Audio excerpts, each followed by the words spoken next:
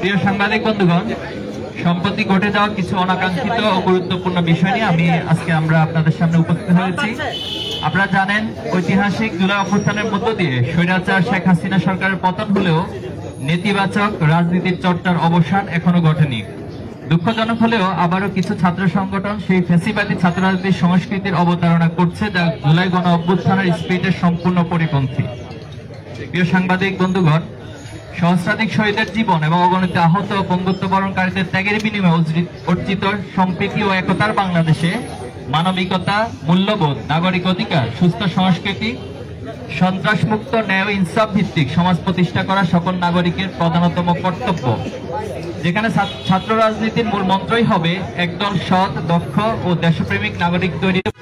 বাংলাদেশ ইসলামী ছাত্র শিবির সেই লক্ষ্যেই কাজ করে যাচ্ছে, যা দেশবাসীর কাছে দৃশ্যমান। কিন্তু আমরা অত্যন্ত উদ্বেগের সাথে লক্ষ্য করছি যে ছাত্র রাজনীতি নিয়ে যে জন আকাঙ্ক্ষা তৈরি হয়েছিল, তা কিছু ছাত্র সংগঠনের আধিপত্য নীতি, সন্ত্রাসী কর্মকাণ্ড, চাঁদাবাজি, দখলদারি, ট্যাগিং ও দোষ চাপিয়ে দেওয়ার হীন সংস্কৃতি চালু রাখার ফলশ্রুতিতে শিক্ষার্থীদের মধ্যে ছাত্র রাজনীতি নিয়ে বিমুখতা তৈরি হয়েছে এবং যা শিক্ষার পরিবেশকে বিনষ্ট করছে। নিষিদ্ধ ছাত্রলীগ বাংলাদেশ থেকে বিতাড়িত হলেও দুর্ভাগ্যজনকভাবে আমাদের বন্ধুপ্রতিম ছাত্র সংগঠন, ছাত্রদল তাদের পথ অনুসরণ করতে দেখা যাচ্ছে। ক্যাম্পাসে সকল ছাত্র রাজনৈতিক ও সামাজিক সংগঠন সমূহের মধ্যে পারস্পরিক শ্রদ্ধাবোধ, সহযোগিতা ও সহাবস্থান নিশ্চিত করে শিক্ষার সুষ্ঠু পরিবেশ বজায় রাখা সকলের দায়িত্ব।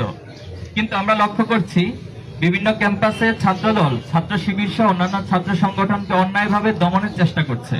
শুধু তাই নয়, নিজেরা সন্ত্রাসী কায়দা শিক্ষার্থীদের হামলা করে তার দায় উদ্দেশ্য প্রণোদিতভাবে ছাত্র শিবিরের উপর চাপিয়ে দিচ্ছে, যার প্রবক্তা ছিল নিষিদ্ধ ছাত্র সংগঠন ছাত্রলীগ। স্বৈরাচারী গণহত্যাকারী শেখ হাসিনা মুক্ত বাংলাদেশে ফ্যাসিবাদের টুলসগুলো কিছু ছাত্র সংগঠন ঘোষণা দিয়ে গ্রহণ করেছে। আপনারা দেখেছেন, তারা ফেসবুকে স্ট্যাটাস দিয়ে শিবির কোপানো জায়েজ, আগেও ছিল এবং ভবিষ্যতেও থাকবে, এমন বিভৎস এবং হীন ঘোষণা দিচ্ছে। আমরা নোয়াখালীতে এমন একজনের বিরুদ্ধে মামলা করেছি। আমরা আশা করব সরকার তাদের বিরুদ্ধে যথাযথ ব্যবস্থা গ্রহণ করবে। শুধু তাই নয়, কুয়েটের ঘটনাকে কেন্দ্র করে ছাত্র শিবিরের সম্পৃক্ততার মিথ্যা বক্তব্য দিয়ে দেশের বিভিন্ন জায়গায় বিক্ষোভ করা হয়েছে।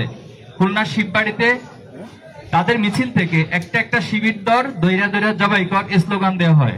এমন ভয়ঙ্কর হিংস্র স্লোগান আমরা ছাত্রলীগের মুখে ইতিপূর্বে শুনেছিলাম। কিন্তু ছাত্র দলের মধ্যে নিষিদ্ধ ছাত্রলীগের প্রতিচ্ছবি ফুটে উঠবে, তা আমরা কোনোভাবেই কামনা করি না। সারা দেশে শত শত জায়গায় চাঁদাবাজি, দখলদারি দেখে বোঝার উপায় নেই যে দেশের কোনো পরিবর্তন হয়েছে। অপরাধীদের হাত বদল হয়েছে ঠিকই, কিন্তু অপরাধ আগের মতোই চলছে।